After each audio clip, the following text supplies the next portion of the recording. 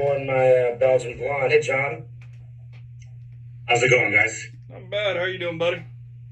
Well, transferring the boil for the last beer. Looks Nice. like you've had a day. Yeah. It's hot. It's hot here, man. Yeah. The groundwater is like so warm. The glycols are just doing everything they can to cool the beer down. Yeah. They're doing what they can, huh? Yeah, we're in a pretty bad heat wave here. So I've heard Arizona and Texas are both just fiery. yes, yeah. I just got an alert that there's a big fire north of Flagstaff. Oh, God. So, It's pretty warm here, but probably not as hot. yeah. Though we're supposed to be like 95, 97 next week, so the real problem with here is the fact that it hits like high 90s, low hundreds, but it's also like 70 to 80% humidity on top of that. So you walk outside and it's like you're under a wool blanket. Yeah. And then the college is closed for the summer, at least this building, so they're not running any AC or anything. So it's steamy, especially CIPing everything. Yeah. Yeah. I'll be back. What do you got to drink? I got the Oberon Nice. Classic. and the Luffle. Nice. Pretty much the two classics of the Yeah. different styles, yeah. I got the Ockel blonde. I don't have a BJCP American wheat. I stupidly drank my Oberon early this week, forgetting that I was going to want it for tonight. I got another American wheat in there, but it's not quite true to style. Which one is it? Vermont. It's called Golden Shed. It's American wheat from Vermont. Yeah. So I might bring it out at some point. I don't think there's anything too much different about it. It's just not BJCP approved. Yeah, I mean, I thought about just getting one from work because we do Yeah. upland wheat. The main difference is it has a lot of coriander in it, so Gotcha. yeah.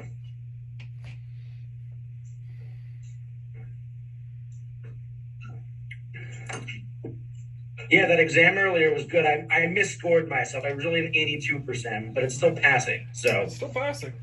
yeah, still passing. I went through each and tallied everything up, and it's good. It makes me feel, especially not having the essay questions, which would probably, hopefully, bump, that total. So Have you been writing practice essays? no, not yet. I've been conceptualizing them in my head, but I haven't been writing them down. Yeah. Because I should probably type them out, as will the exam be, but I've been kind of reading through the ones that there are in the practice exams and, mapping them out, but I haven't been writing them out. So, and a lot of the information I'm realizing, like some of the things they're asking in these essays are questions you're going to answer in the exam, potentially, like, Yeah. Anything about oxidation, or, if they give you an off flavor and say, how is this developed, write an essay about it. You're going to be answering questions about it. The same goes with food and beer pairings, and the same goes with brewing process. If we're going to say, how do you, tell us about the brewing process start to finish, or tell us about how, diacetyl occurs, it's going to be part of the exam. So also looking back and drawing from those questions is going to be helpful as long as you have them right. Yeah. But well, you also might be able to catch yourself on it as you go back and look and go, oh, Yeah. no, that was this. Like, yeah. yeah, it'll be interesting to see, because from what I've heard from a couple people who have taken the online format, there are ways to bookmark the questions that you want to go back to and haven't answered yet, or want to revisit on the actual pages of the online exam. So that'll be useful to kind of know how that goes. Yeah. But yeah, and then I didn't realize the Certified Ciceron website actually does have a practice exam. Yeah, Not like the road. It's not the road to Cicerone. It's a downloadable practice exam, which I didn't realize they had on there. it's not So very I long, downloaded is it? that. I know. Sorry? It's not very long, isn't it? 20 pages. Oh, okay.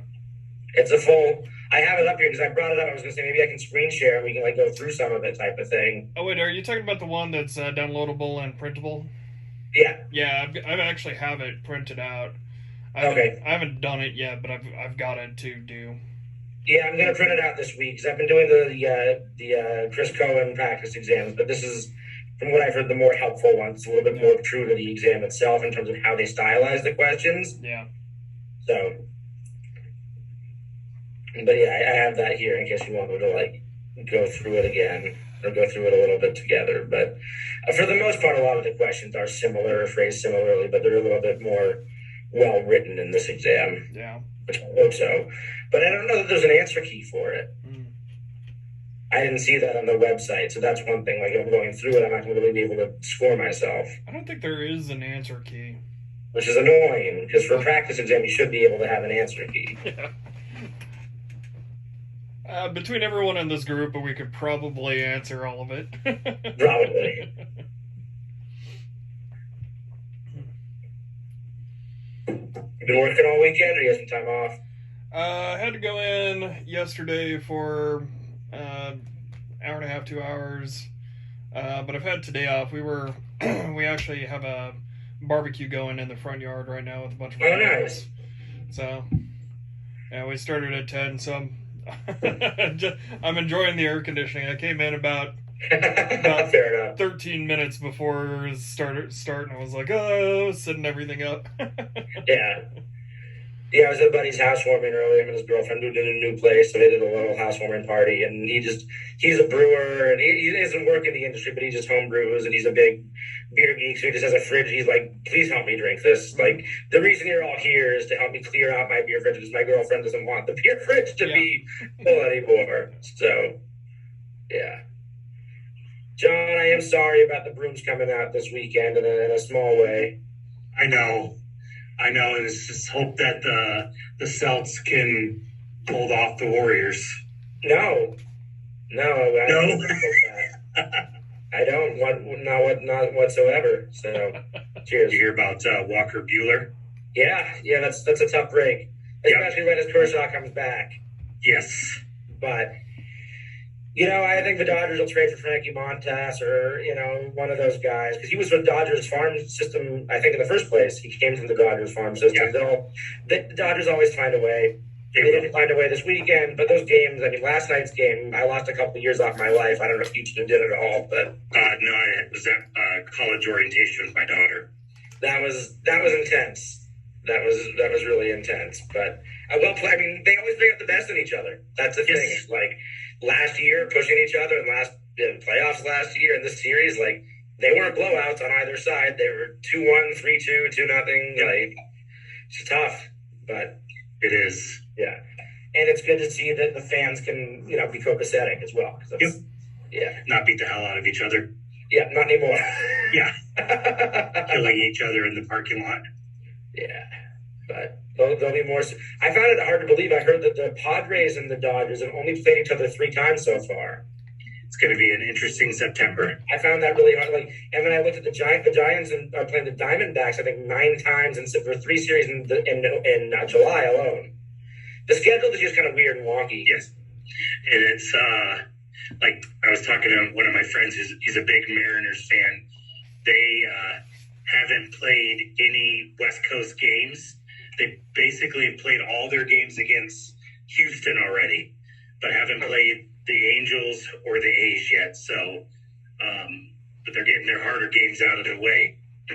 It's weird. They're going to Boston. It's a weird schedule this year. Yep. So how's studying going? It's been going good. I mean, I took that exam this morning. I misjudged it. I misscored it. I was an 82% rather than 85. I just missed a couple of the questions in my scoring, but it still passed.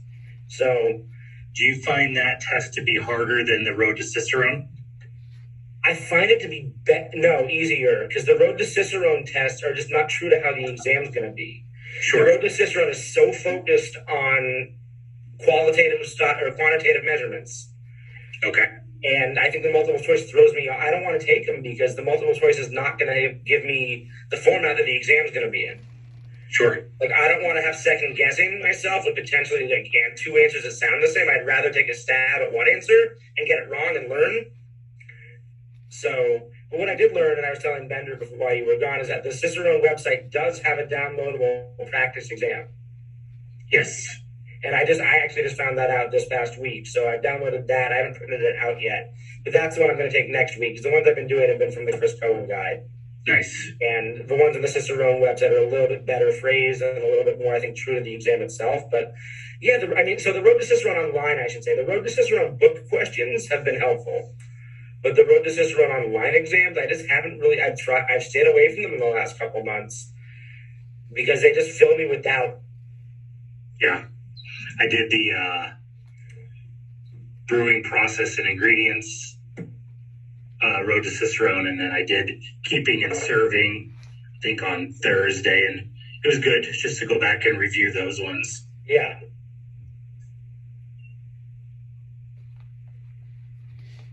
I agree. Those are the two I've done. Yeah. Maybe trying to do America this week. Yeah. Just I don't to have do that it book. again and do the test and just see how I do, because I've gotten all 6 of my badges, but it's just been a while. Yeah. You're ahead of me. I've only got the two, the bring and process and the keeping and serving. I've only got the German style badge, so you're all ahead of me. But as I said, I've stayed away largely from those exams on the website because they're so style and numbers focused. Like, I really think like the styles portion of the practice exam I took, I missed 2 out of 30. Not bad. Like, I think, like, let me go back. Let me make sure I'm not, talking myself up here. But I'm pretty sure, like, one was a 15 out of 16 on one page, and then... Oh, you know styles way better than I do. Honestly, styles is my weak spot. Yeah, 15 to 16, and then 14 out of 16. So I missed 3 out of 32. And that's all just, like, this tart Belgian style is not carbonated, lambic. Like, and then, see, this is how I feel like the questions on the exam, and maybe I don't know, but, like, there's this question, blank are similar to a strong Belgian Golden, which should be called Belgian Golden Strong. Like, it's not phrased correctly.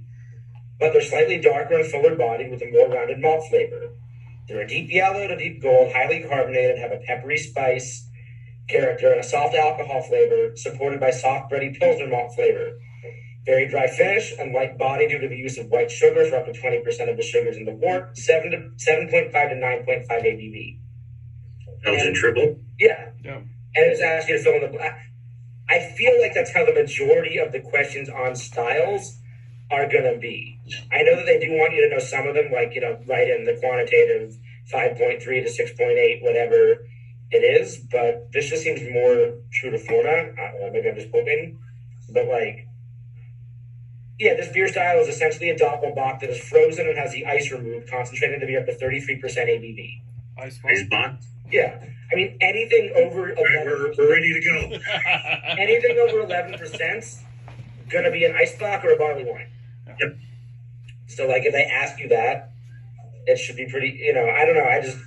Maybe these questions for the styles were easy, but I plowed right through them. Like, I feel like I'm confident in styles and origins of styles enough that if I can ace that part, then it should be, go easier on me. It should give me some wiggle room for the other things. And the brewing processes, like, I surprised myself with the brewing side of things that I know better than I did in terms of, like, I think I called one, like, amylase, but I forgot to separate between, like, beta and alpha amylase for one of the questions about malt. Mm-hmm. But, like, I know the term, and they'll at least give me half credit for knowing amylase. Like, that's part of it, is knowing that. So, yeah, I felt pretty good about it. I mean, I didn't sit in time, but I did half last night and half this morning, so I didn't, like, do it straight through.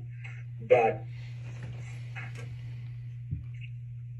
yeah, I mean, I feel pretty decent. Again, it's the stuff about the draft lines, like the questions about how many gallons should you put in of cleaner and how many, pumps per minute, parts per minute, or, just those questions about cleaning lines and the numbers. It's the numbers, the PSI values, the carbonation levels. Those are the things that I'm just having the most trouble committing to memory. But that's just I just have to keep going up on the draft quality manual. Yeah. All right. What PSI do you run a short draw system at with just CO2? I don't know. 12. 12. 38 degrees, 12 psi, maintains 2.5 volumes of CO2. Those are Is three. 12 psi like is that just the standard it starts at, or is that At sea level, 12 psi at 38 degrees maintains 2.5 volumes of carbonation. okay? And that is what all systems are basically designed to do. Cool. Correct. All systems are basically designed that way. It's to run Budweiser, because that is what Budweiser is. Cool air is 38 degrees. That's the best temperature for beer. 12 psi maintains that carbonation. Okay.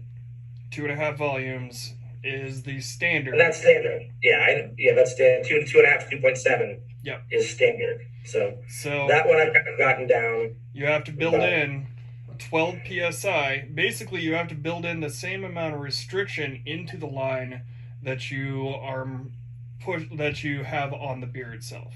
So if it's a short draw, 12 psi, you need to build in 12 pounds of restriction into the line. Okay. If it's a long draw and you're running 22 pounds, 12 pounds CO2, 10 pounds nitrogen, you need to build in 22 pounds of restriction in the line. Gotcha. Does that make sense? It makes sense. So the same pressure that you're pushing with is the restriction that you need to build into it. So it's equal. It equals it. That's what balancing the line means. Okay. That's a helpful description. So that's why it's considered balanced, is because you're pushing and you got the same resistance. And that's the thing for me, is the theoretical was never my strong suit. Like, I didn't do well in chemistry and physics in high school. Like, I backed out of those like halfway through. I can recite stories and facts. Like, I'm a tour guide. I'm a brand rep, a salesperson. But in terms of the technical stuff, it's never been my strong suit. So I'm really trying to find a way to commit that to memory, but it's not as easy as the other things that I find little tricks to commit to memory. So I just have to give that a lot of work in the next 2 weeks. Do you remember temperature? The proper temperature for beer? Yeah, 38. There you go. So all you have to really remember past that is 12. 38 and 12, the two numbers? Yeah. Cool. Fair enough. Yeah. Fair enough. John, do you have some beers with you, or do you not have them? I didn't bring them. I do have an American Pilsner here, but if I start drinking now, I'll never finish this. Yeah, I'll just go to bed. Never start drinking until the baby's in bed. What are you making? The youngest? I only have one. She's 17. Oh, you mean the beer baby? Yeah, the youngest is still percolating. What are you making? The literal baby, not the beer baby. Yeah. But yeah, it's one of those things that if I start drinking, then the cleaning goes by the wayside, and I'm bound to hurt myself somehow. Yeah. I did bring a 4-pack of beer just in case anyone showed up. But then I'll hold off till I get home.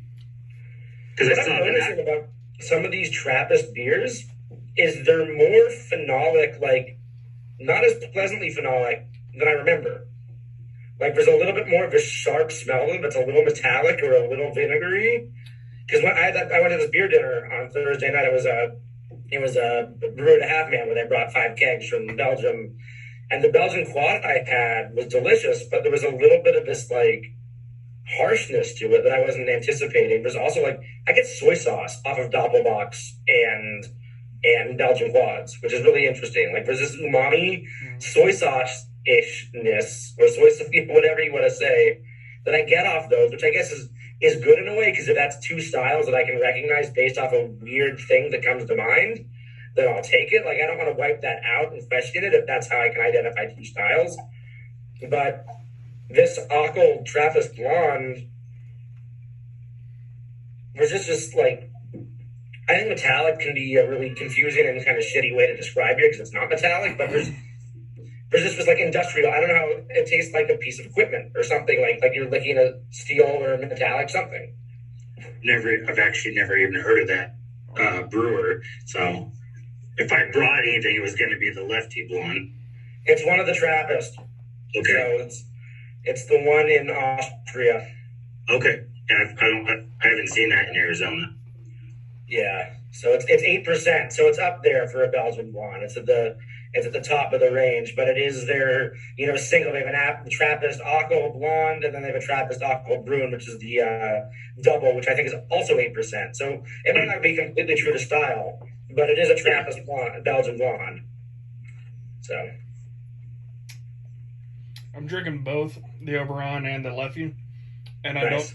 I'm reminded that I don't actually care for Oberon. Yeah, I go back and forth. Like, there's just not much to it. Yeah. It was like all the rage for a while. Yeah. It's got this like the aftertaste of it just does not work for me. Yeah. Yeah. What is the aftertaste that you're getting? Grassy, like hay. That's Poppy grassy or like a little yeasty grassy?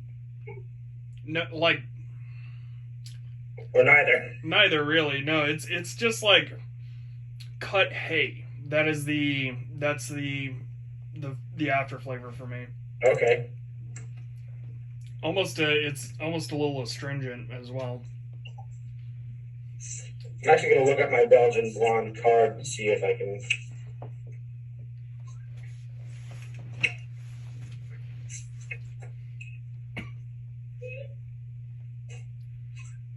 Hey John, what are you making? What are you brewing? Started off with the blonde, then an ESB, and now a pale ale. All right. So there's a town just up the road, and they do a monthly festival and have one brewery that comes to that festival, and then they asked us for the college to handle July, and the school had money left over from the budget, and they're like, you want to come and brew for the festival, and we'll just give you a stipend. So I'm like, deal, because I'm off all summer for this program. Yeah. And so just get a little extra money for the summer. I didn't realize you were in school for brewing. I teach the program. Oh, that's cool. Here's the program. Yeah. I don't handle the chemistry part. We actually have a PhD level teacher that handles that. I handle the brewery production, 1-2, draft line maintenance, the equipment, and then the practicum. Okay. They have 90 hours of practicum at a brewery anywhere in Arizona. Yeah. So a couple of my students last year got full-time jobs out of it. So. Oh yeah. So, and then, but I'm just off for the summer. Nice. For this part, I still have my full-time job. This is just my Saturday job normally. Oh, this is the brewer. So Akko is the one that's defunct now. It's no longer a Trappist beer. Oh, okay, I've heard of that. This is when in January 2021 lost their distinction as a Trappist brewery. Yeah. So, but according to my card, the Belgian blonde style is 6 to 7.5. So this is out of style, I guess. It's a little bit bumped up, but it does fall. I mean, SRM light gold to gold is definitely there, and it was made to compete with Euro lagers post World War I. Is the history note I have on it. But it's interesting because on the exam they may ask, like, I was quizzing a friend who's also sitting the written exam around the same time I am, and she's just not good with Belgian beers and Trappist stuff. And I'm like, there's going to be a question about either giving the history of one of the Trappist breweries or naming, half of them. But Akko and Spencer have both now gone or are going. So will they accept those as an answer, given the exam probably hasn't been rewritten in the last couple? I don't know. It'll be interesting. So I'll for this on the safe side, I'll make sure I know the other ones. They are rewriting it to deal with the change in the BJCP stuff. Yeah, that's but that's only going going to be those couple questions. Yeah. But what would you pair? I mean, the American wheat beer is such an interesting beer to pair with anything food wise. I'd almost say anything like grill, like just grill it up, grilled chicken. Like, is there anything that really complements the I mean, yes. I don't get much flavors from them. This would be excellent for brunch. Okay. Like, you know, because you're gonna have a lot of the same compliments on that. Like, I would definitely like this. Like, if I was eating brunch or breakfast for dinner or something like that, this would go really well with a lot of breakfast foods. Yeah. Yeah, Like but pancakes, like savory or sweet or yeah, all of it. yeah. I mean, All brunch seriously, foods. I think it would go well with most breakfast foods. Yeah. My guess is on the exam they're probably if they're going to give you like I think some of the exam could be like they might say name a style and do a pairing, but if they do ask you to pair with a certain style, I'm pretty sure it'll be Belgian or German. Yeah, I think that's probably the way they'll go because those are the most versatile yeah. and the most historically talked about. Like, you know, there's only so much you can pair with English food. According to Randy Mosier, when in doubt, go Belgium. When in doubt, go Belgium. Yeah, which is typically how I live my life in terms of drinking beer. So, if and when I can, breweries don't make a ton of Belgian beers anymore. No. What do you think? What would go with your Belgian beer there?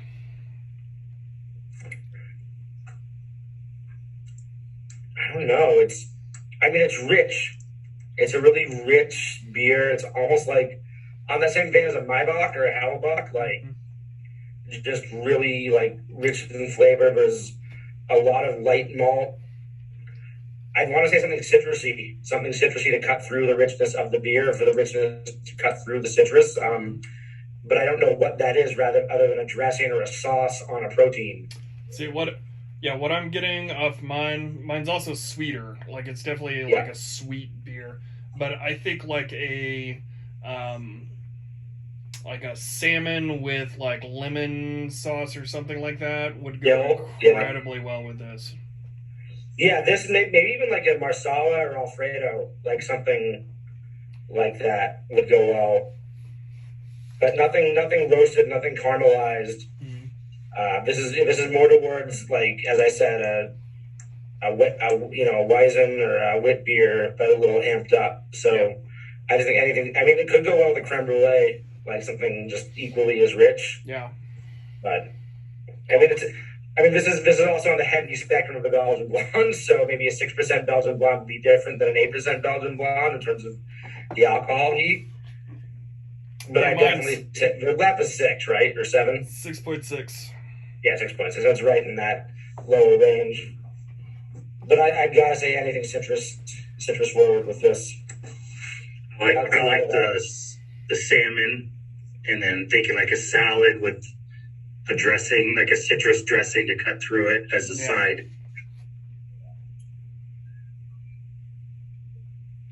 I mean, you could take it even another step forward because I think anything basically lemony will go really well with this. So, lemon sherbet or something as a dessert would go incredibly well with this.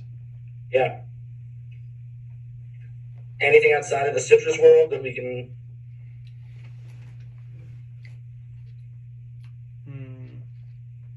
What would it do with like a balsamic?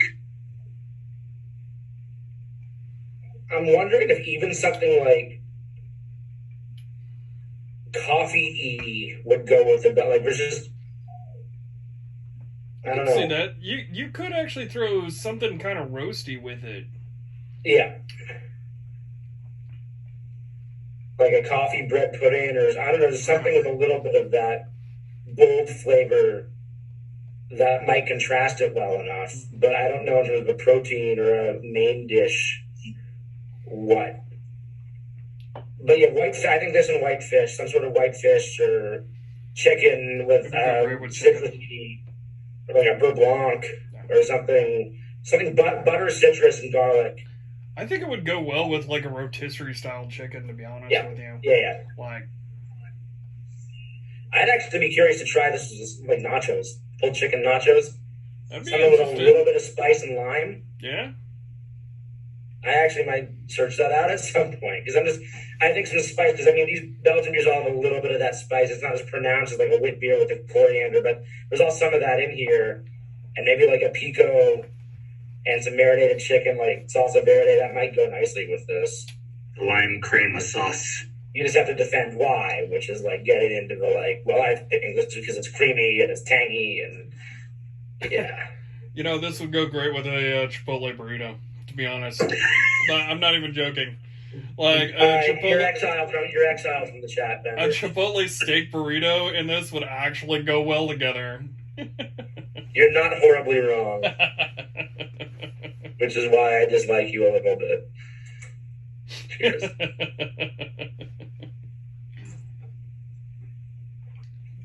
Well, I think it's just 3 of us today. Just the 3 of us. Yeah. Our crew is dwindling by the week. People come, people go. We are eternal. Once they realize they can watch it on your YouTube channel. Yes, please like and subscribe, and also comment down below telling us that we're idiots. That would be appreciated. Thank you. That's Mr. Idiot for all you watching. I did go back through all the videos to see if there were comments. Yeah. No. Nothing. There's one that says cat butt. I mean, hey, that's probably a valid comment. Yeah, well, it was talking about my cat being on my shoulder, so, you know. All right. So do we want to quiz each other, or some questions out there we have for... Aloe, what do you use to attach the keg to the draft system? What is the part? Jumper lines. Huh? No, what is the actual part that the coupler. There you go. Yeah. See, I overthink out this shit. Like, I know it. Yeah, I looked at it and you said valve, and I'm like, I mean, you're not wrong, but... Yeah. But that's the answer they gave in the answers. Valve? Yep. Mm-hmm. So again, that's why like this Chris Cohen guide is great in some way, but valve, headspace, spear, or down tip, those are the answers they gave. Not a coupler? Well, the official question is, when tapped, a keg's blank emits gas into the blank. When tapped, a keg's blank emits gas into the blank. So, which applies the pressure needed to push beer up through the blank and out of the keg while maintaining the correct carbonation. I mean, please tell me if that's wrong, because I don't want to go back and study that. So you use a coupler to attach to the spear of the keg, and the top of the spear is a fancy valve that allows gas to go through the top, press down on the beer that goes up through the spear, through the middle section of the coupler, and out. So this is like half right, half wrong, his question phrasing. Yeah, I mean, the way he phrased that, I don't even really understand what he's asking. So let me read it with the words, when tapped, the keg's valve admits gas into the headspace, which applies the pressure needed to push beer up through the spear and out of the keg. Yeah, that's right. So that's right. Yeah, except... There's a check valve. Well, it's Thomas valve is what I think what they're asking for there, so. which is a fancy check valve. Basically, it's a one-way. Basically, all of this works on one-way valves. So you've got the Thomas valve for the gas side that goes in, and it's basically a little rubber horseshoe thingy that allows the CO2 to flow through, but the beer doesn't go back through just in case. Into the top, pushes it down, and the beer gets pushed down up through the spear, up through the middle, which there's a check valve in the probe of the coupler, which is for the beer, and that allows it to go out. Yeah, see? Gas comes in here. Yep. There's a valve in here Thomas that goes down and comes up through the spear and then out through the top here. What's connected to the top up? Is that a line? That's the jumper line. The jumper line, okay. Yep. And then you can release your valves. Yeah. So that side portion that the handle is attached to is called the yoke. Yeah, and I've changed kegs and I've done a couple of checks before. The middle section is called the probe, and the exterior is called the body. Okay. So the probe, the yoke, and the body are kind of the main... Pretty much. And they may ask you about the gas valve in it, and that's the Thomas valve. Mm-hmm. Thanks. I didn't bring one in. I just happen to have a whole bunch here with me. That's good. All right. What is trans 2 nonanol? Oxidation. The papery. Poor packaging off flavor. Packaging storage off flavor. Nothing to do with brewing. Potential. I mean, but they all kind of have dual. Like a lot of them can happen in brewing, but the main focus is oxidation, is packaging for storage. And Viking malt makes a malt that doesn't have trans 2 nonanol in it, just to try to eliminate that. All right. Where's Viking malt out of? I think it's part of more beer. Okay.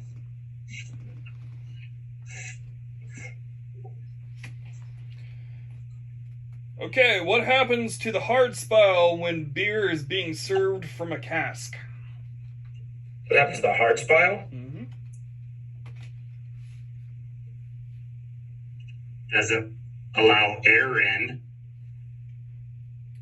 to, with the hard spile, you're not allowing air in through the top of the cask. So what would you do with the hard spile? If you want to pour, you could pull it out, or you could put a soft spile in. Yes, the real question is just you remove the hard spile when pouring.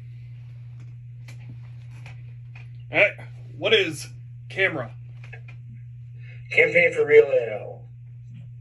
Where is it based out of? England. That's right. What I is? get used to the fact that acronym was all like campaign, and then I was trying to think, what is C, what is A, what is M? But it's Campaign for Real. I was tripping myself out. Yeah. What is the Reinheitsgebot? The German purity law in 1516 denoted that beer could only be made with water, malt, and hops until yeast was later added to discover beer because it was discovered. Are you sure it was 1516? Yes. Cool. Because it looks like Chris got it wrong at 1487. Who was that? 1516. 1516. It's the name of a beer from YS. That's how I remember from the Vienstefan beer. Makes sense. Yeah. I thought that was wrong too, but that's why I asked. 14. Yeah. What is the basic malting process? Steeping, germination, chitting, and kilning. Yes, you're correct. Good job. You guys are kicking my ass. What is the impact of pasteurization on the stability and flavor of beer? It's all you, John. I have no idea. Well, pasteurizing over 150 degrees helps to kill microbes for spoilage, but it also strips flavors, and I think it definitely affects hop flavor. It basically artificially ages it to a certain degree, but it will kill off anything that could be in it. So if you're worried about like a secondary fermentation or something like that, that will take care of that. Cool. Yeah. And it was the father of pasteurization. Louis Pasteurization. Yes. Louis Pasteur. I think you get a half point for knowing Louis.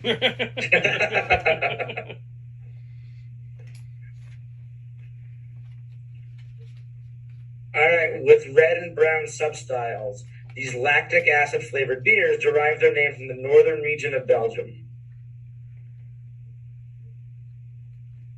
Say that again. With red and brown substyles, these lactic acid flavored beers. Yep.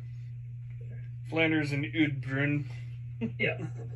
Brewed on the banks of the Rhine River, Zum Urig is a classic example of this style. I have no idea.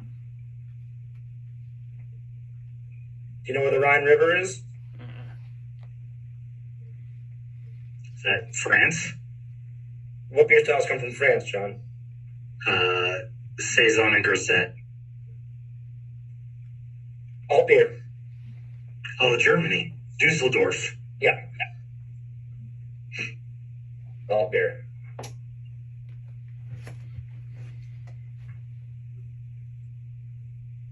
Often pale and hoppier variation.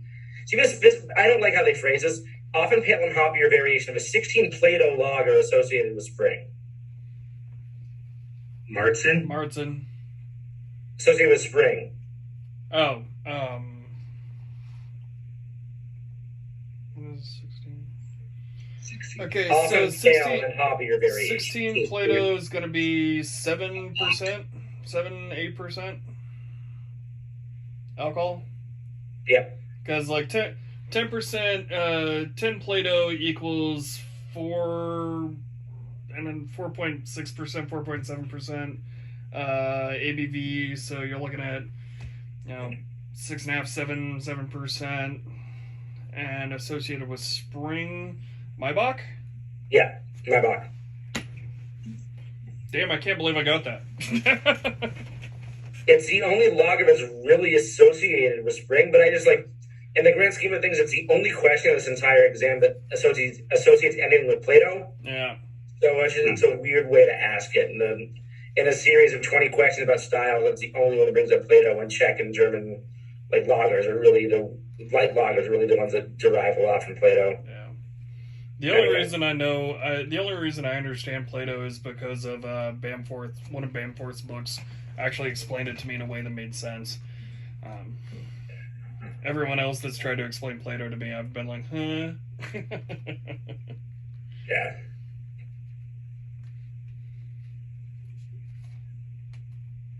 What are the common uses for noble hops? Common uses? It's an interesting question. You can use them for bittering. You can use them for aroma, flavoring in European, German style beers. I think the most common is for aroma and flavor.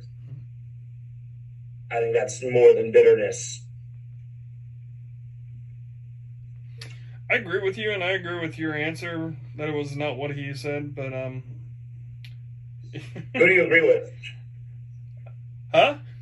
Who do you agree with? Both of you, actually. No, he said they're the common hops used for continental lager styles and Belgian ales, and I was like, okay, that question is a little. Are these the Chris Cohen flashcards? Yeah.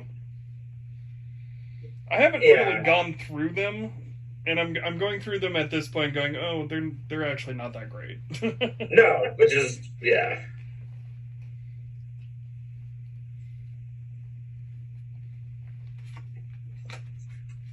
Though I do like some of the questions. What ingredient is most likely to be responsible for a cheesy flavor in beer? Old hops in a lambic. Yeah, old hops in general. What is lupulin? Lupulin, it's a hop. It's a gland within a hop. There you go.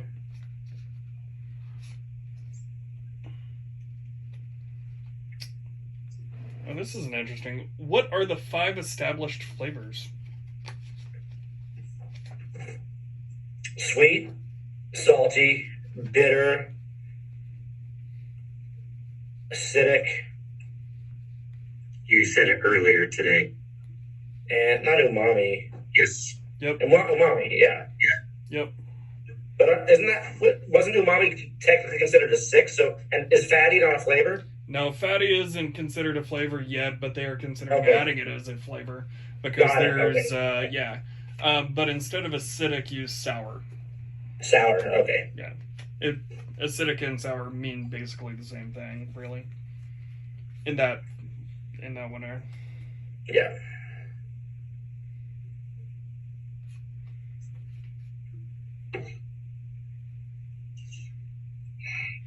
What do brewers usually have to do to adjunct grains to prepare them for the mash? Steep them. Kill them. Roast them. Mill them, or you could do a cereal mash. Yeah, mill them. That's probably the answer we're looking for. The hot cereal mash is really You have to process them differently.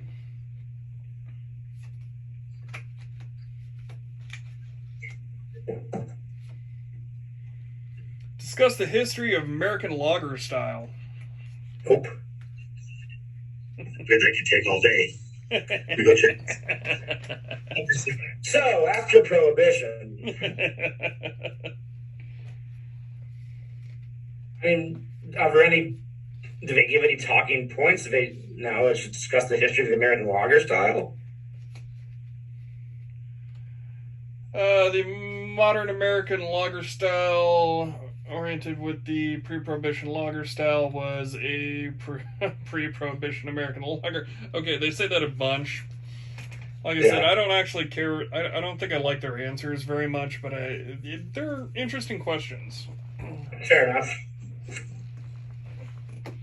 Like, you could discuss how America went from being more of a British lager or British ale to becoming more of a basically a lager country. And that's due to use of technology and also finding these adjunct grains. So, well, also because the German immigrants brought over and the style and changed over to that. Right. It was cheaper. Yeah.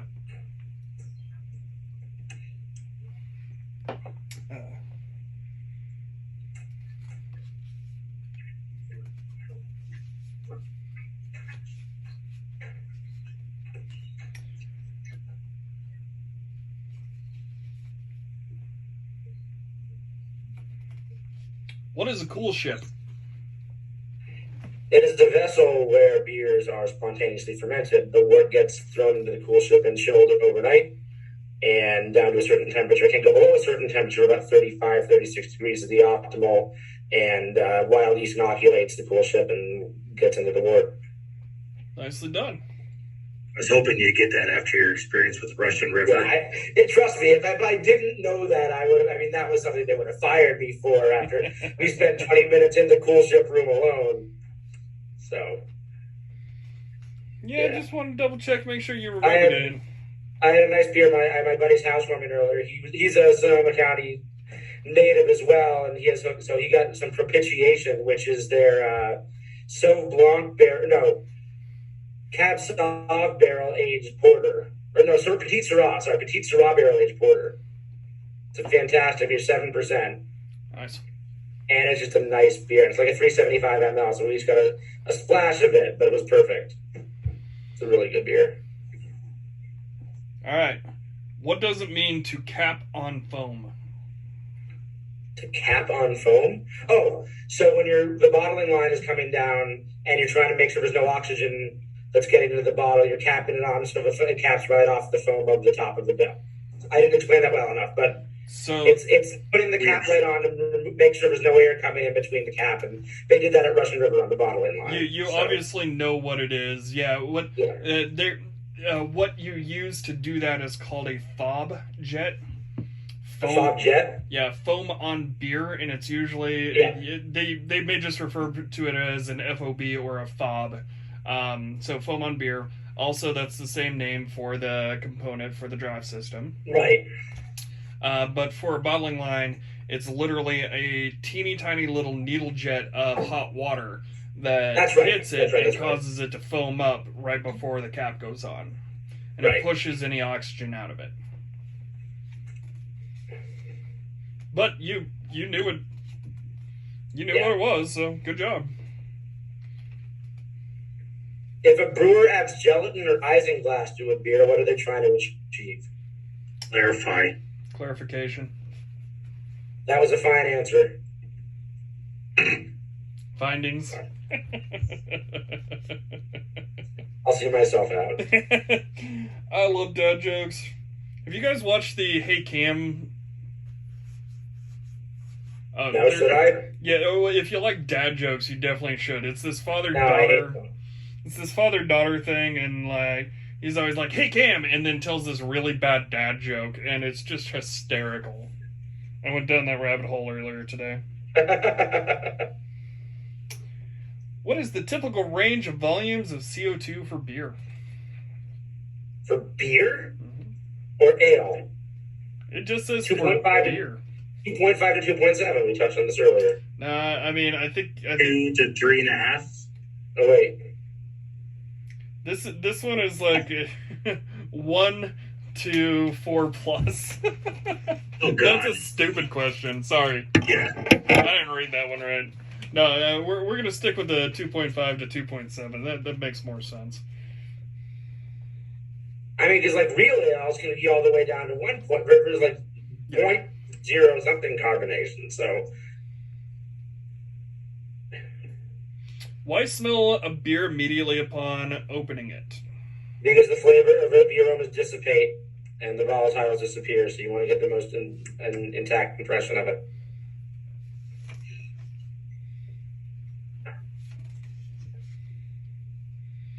Describe the 3-tier system. When you cry a lot, 3 tiers might come out. No, there's brewers, wholesalers, and importers, or retailers. Yeah. Wholesalers, distributors, and retailers. Brewers aren't part. Sometimes I throw brewers in there. I don't know why. It's because Wholesalers, retailers, and distributors. So yeah, a lot of places it either says wholesalers or it'll say brewers / importers. Maybe that's why I'm getting confused. It's probably easier to stick with wholesalers as a blanket term. Yeah.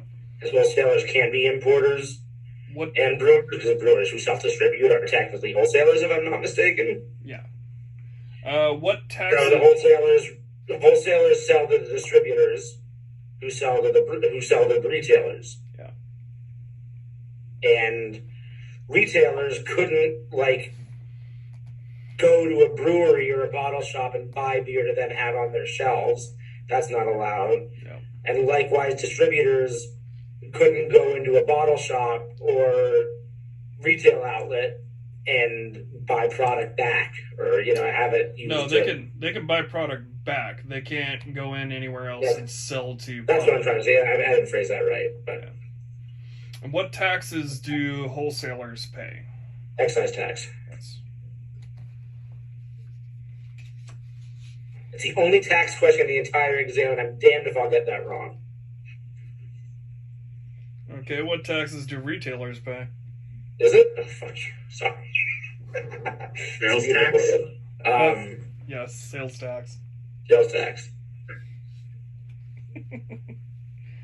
That makes sense. What is likely to occur if a beer is fermented at a warmer temperature? What is likely to occur? I mean, in what way? You can develop phenolics, fruity esters. That's one of the major ones. Yep. Yeah. Is that what they're looking for? Yeah, they also, if you go even further, then you can get some off flavors of like nail polish, plastic, stuff like that. Sure. If you go too hot. But yeah, it's actually one of my favorite beers. Of course, you know about oh shit, sorry, different company. One of my favorite beers is actually California Common. Which is like fermented at a hotter temperature, so it gives it a lot of that extra character to it that I love. So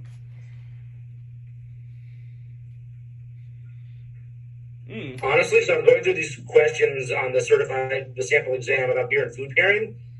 It stressed me the fuck out. Like the way they're phrased on the actual Ciceron website exam, it's like, in addition to intensity and resonance, what is a third principle of flavor pairing that often plays a role in great food and beer pairings? They're very much more in depth. Like, give 2 examples of general food flavors that the carbonation and bitterness in beer provide a counterpoint to. I think I know the answers, or we should know the answers, but they're just the way they're phrased are more like smart, I guess, than any of the other things I've come across in any of the guides I've looked at.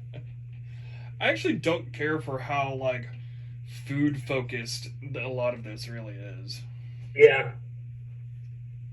I met somebody at the beer dinner I went to who actually, he's a sommelier, and he doesn't want to sit the Cicerone exam, because what he did say is that the Cicerone exam has been, in some parts of the industry, known as something that is very much about what not to do with beer and what's wrong with beer. There's a lot of negative language about all the off flavors, what not to do with beer. Whereas the sommelier, the wine world, is just more about, okay, so yeah, there may be some breadth, there may be some whatever, there may be some qualities in this wine, but how are we still describing? It's a little bit more inclusive and a little less negative. So I just found it very interesting coming from somebody who sat the sommelier exam, where they're more open to finding flaws in the product for a product that's such more revered and more expensive and prestige as wine. Yeah, I found it very fascinating. I just wonder if it was all the bad beer in the 90s and the 2000s that set this up. And short of going to like a dive bar, I don't often run into buttery tap handles anymore. Right. You pretty much don't around here. There's only been like one place that I've gone into around here that I found a buttery tap handle. But like Indiana is one of the last states that distributors are required to clean all the lines. So they do it horribly, but at least they're cleaned every 2 weeks. Though Monarch, our biggest distributor, which is also one of the biggest distributors in the country, is trying to change Indiana state law right now so that they don't have to do that anymore. What is the most difficult quality of beer? Sorry. Go ahead. After COVID, all the beer was bad just sitting in these bars, but it was just like, well, bars are open, let's go drink anyways. What is the most difficult quality of beer to deal with as a cooking ingredient? What is the most difficult quality of beer to deal with as a cooking ingredient? Carbonation? Nah, because that goes away real quick. I would honestly say making sure to cook it long enough to remove all of the booze flavor. Bitterness. Bitterness. Yeah, that's why I was like, pairing hoppy beers and foods is one thing, but cooking with hoppy beers is pretty much not found. Like, any bitterness and any astringency that might come from that bitterness is the hardest to cook away and cook off. Yeah, I wouldn't use a bitter beer anyway. Like, no, some people will throw a pale ale in their chili because it's like those are the cheap beers you have. That's the thing. It really is worth it to find a nicer beer to cook with, not to say, I don't know. Beer broths. Broths, you use Budweiser. Right. Yeah. Yeah.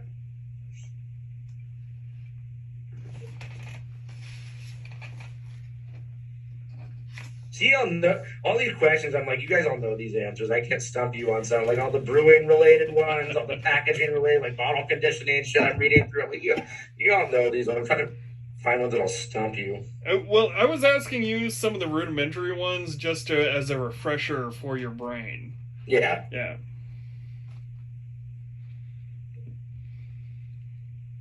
German style known for its distinct tartness produced by lactobacillus.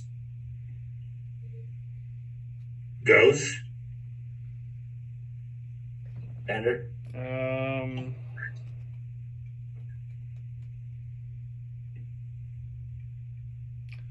Hold on. Tart series. Lacto gets put into kettle sours, but I'm trying to remember what that one's called. I don't remember.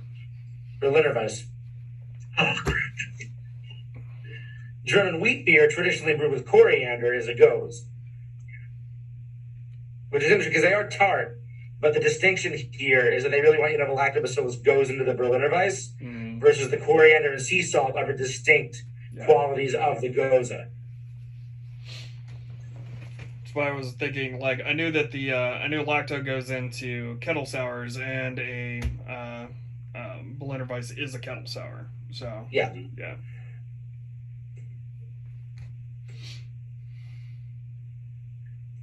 Pale lager created and consumed in Munich.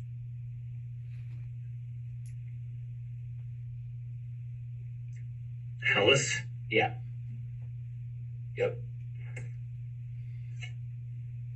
Yeah, I've started studying style, and that's pretty much what I'm going to be studying for the next, 3 months straight, is just styles.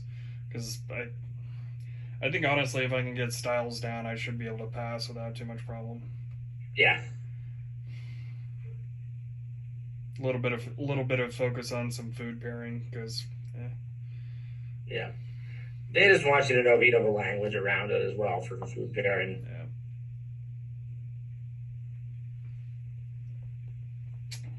Yeah. Well, gentlemen, I'm out of beer. Uh-oh. I should go clean something. Fair enough. What do we want to do for next week?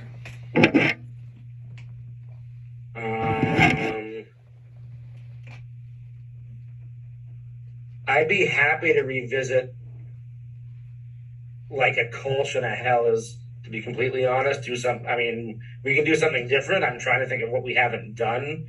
No, that'd be a good one because it's hot. Yeah. I'm good with that. And they're pretty, yeah. Like, I think that might be one that I get on the exam, so I'd be happy to revisit that. Sure.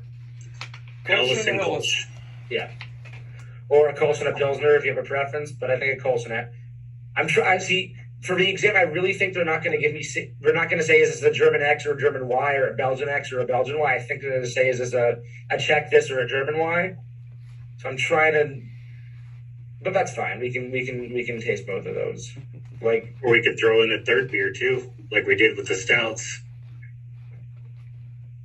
Yeah, I mean we could do like a Kolsch Helles and a Czech pale lager, which is basically a Pilsner, but there's also other Czech pale lagers out there. You want to do that? Yeah. Cool.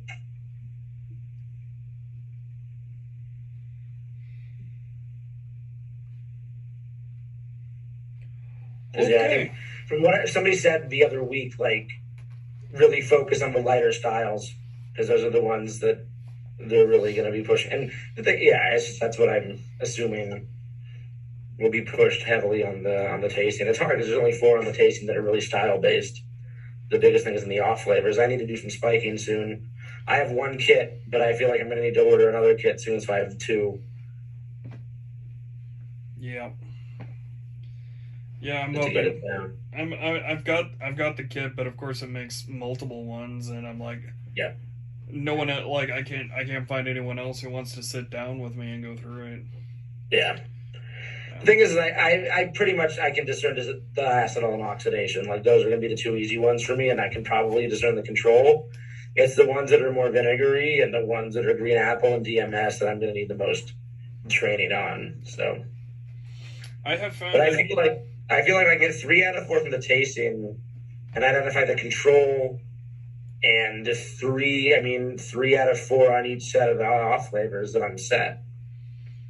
You know, it'd be great to get them all right, but if I can do 3 to 4 of each, then I pass. I found in the past for me, like, I don't necessarily pick up DMS very well.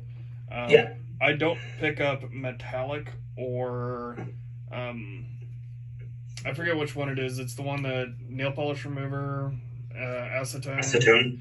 Yeah, that one. Acetone, yeah. I don't pick it up unless it's like 20 times threshold because of the amount of chemicals that I've dealt with. So, yeah. I just don't smell it. Fair enough. So some of these are going to be pretty difficult for me, but yeah. Well, enjoy your week, gentlemen. Thank you. You guys have fun. Enjoy the rest of your evening. Thank you. Have a good one, guys. Cheers. Good to see you. All right. Bye. Like and subscribe. Yes, please. Like and subscribe.